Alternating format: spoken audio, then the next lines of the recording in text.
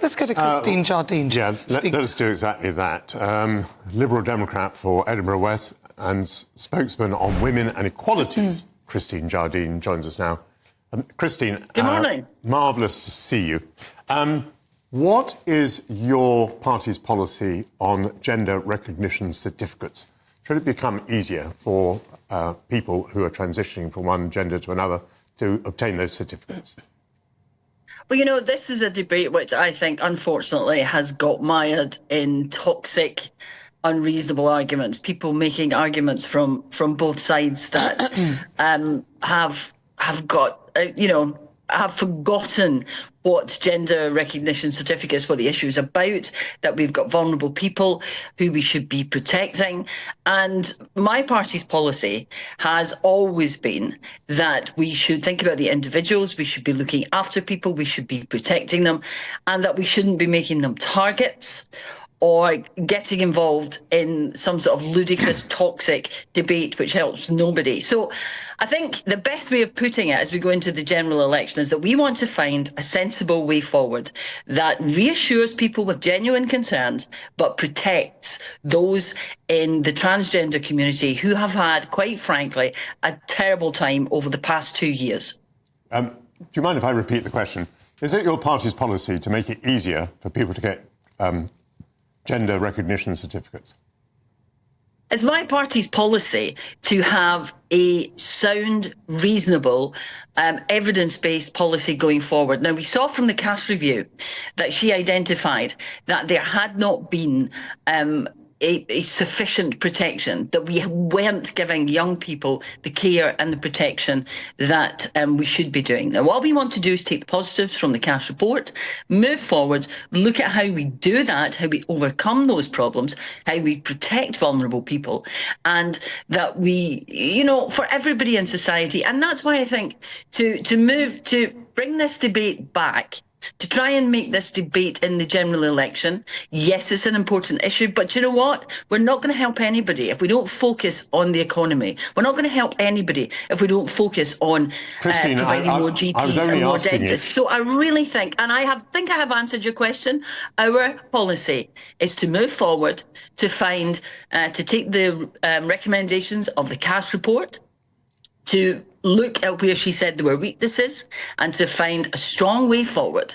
Now, at the moment, there hasn't been a problem for 20 years. So let's not make one now. Let's look at how we improve the situation for everybody, how we reassure people who have genuine concerns about their children, about safe spaces, but at the same time, let's make sure we do everything we can to protect the most vulnerable in society. Should those who have transitioned and describe themselves as women, but who were formerly men, go into women's prisons, and should they participate in women's sports?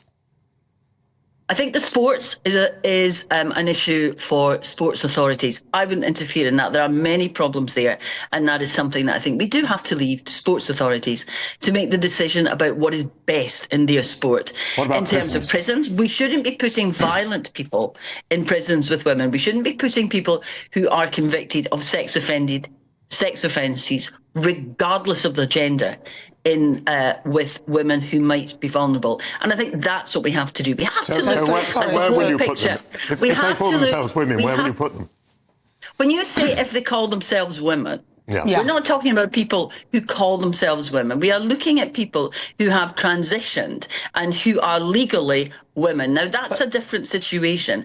If they are convicted of a crime which is not a sexual assault, it's not a funny issue, actually, if you don't mind me saying so. It's not a funny issue for anybody I'm finding your involved in this answer situation. funny. That's the problem. Of course, we're talking about people who have transitioned. We're talking about people who describe themselves as women, who have self-certified as women, and we're asking you which sort of jail they should go into, a men's or a women's prison.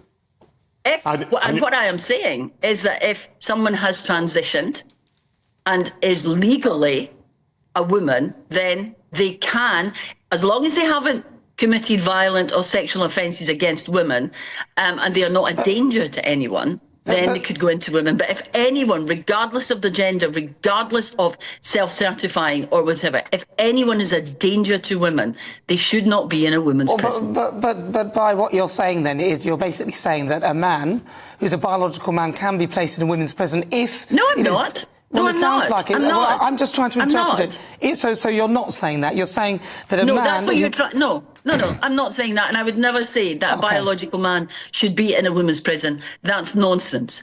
And I don't think... That's what I think, yes. I don't think anyone who is worried about the safety of women in prisons, who is worried about the protection of the transgender community, or who has, you know, frankly, any common sense would talk about putting biological men who have not transitioned or who might be a danger into a women's prison. I have not said that. So can you be clear of what you are saying then? But do you know what? I think there might be people watching today who are thinking, why are they continually asking about this one issue, which I'm more than happy to answer on. Because you're the spokesman on equality. People watching today who want to know what Liberal Democrats would do about the lack of dentists in this country, the lack of doctors in this country, well, Christine, the state we're asking of the economy. You're the spokesman for equality and women. Yes, I am. And I am answering your question. We're on your subject. So I have answered your question. Somebody who is I have answered your question. Okay. Someone who is self-certified as being a woman, you say that person cannot go into a women's prison. Is that what you said? I said that someone who has transitioned, who has a certificate. Mean? No, can you let me finish, please? Someone who has transitioned, who is a woman legally, has been certified as a woman, not by me, but by those who are certifying, can go into a women's prison. But I would say there's an awful lot more to women and equalities. The equality in this country. If I could just finish, I find this doesn't help us get away from the toxic debate that we have had, which has damaged so many people, which doesn't recognise the genuine concerns that people have, and which doesn't do anything to protect the vulnerable people in our society. Now, what I think we should be doing is looking at what the Cass report said, taking the positives from it and moving forward. In terms of equalities, there's no equality in this country in healthcare. There's no equality in this country in dental care because people cannot get dentists. There's no equality in this country because our economy is shot to pieces by Liz Truss's mad policies. Now, if we don't address those issues, frankly, we won't have money for prisons for anybody, for mental health care for anybody, for dental care for anybody. And that is what the people in this country want to hear us talking about. They want to hear us talking about the issues that affect them every day in their working life and which this government has neglected. And that is why, if you like, I'm getting a little... if you like, frustrated at the fact that you don't seem to want to talk about the issues that affect so many people, so many women, so many men, so many minorities in this country. But you want to focus on one debate. Christine, we thought it was a fantastic opportunity because you are the spokesman for women and equality. And I've answered your question. To speak to you about women and equality. I don't think either Nana or I actually feel that you have answered the question. And the Cass report... Well, ask me a question.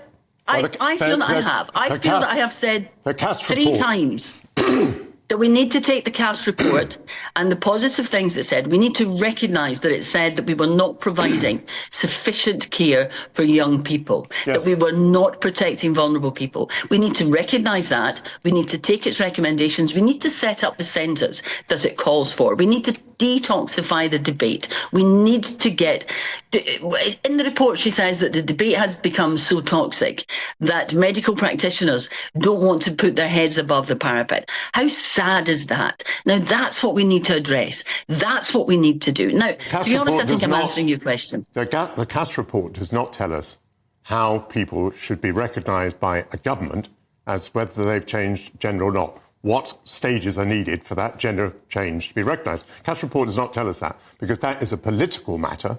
You are part of a political party and you are trying to get into power, and that's why it's reasonable to ask you what arrangements you would make to allow someone to change gender and the consequences it would have on which prison they went to, for example. That's reasonable. The decisions about transitioning are medical ones.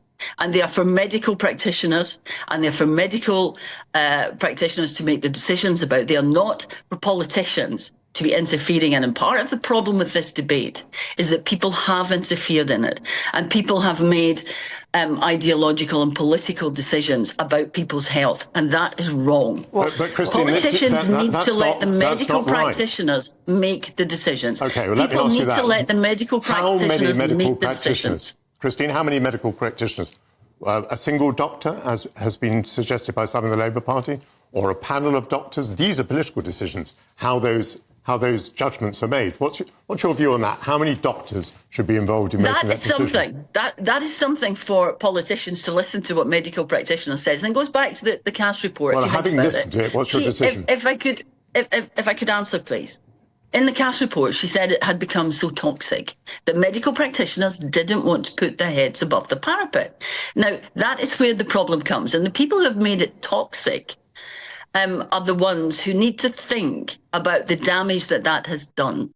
And what we need to do is we need to step back, and we need to recognise that this is a process that politicians are not the best people to make medical decisions about, and we need to allow the medical practitioners to do it. Now, the decision about whether it's one medical practitioner or two is something which I think we need to take the decision of the medical practitioners on. So I'm sorry, that is what I genuinely think. That's not a political answer. That's my belief. I believe that we need to listen to what medical practitioners say. First of all, we need to listen to the genuine concerns that some people have. We need to think about what damage this is doing to vulnerable people, detoxify the debate, take the Cass report, look at what it says, its recommendations, take the positive things forward. Do I like everything in it? No, of course I don't. And work to set up these 7 centres that Hilary Cass talks about setting up, to make sure that in the future we have a sound, reasonable debate where everyone is heard, but that the medical needs of people, the protection of the vulnerable community and genuine concerns are taken into account, and we detoxify this debate Christine and Jardine, move on.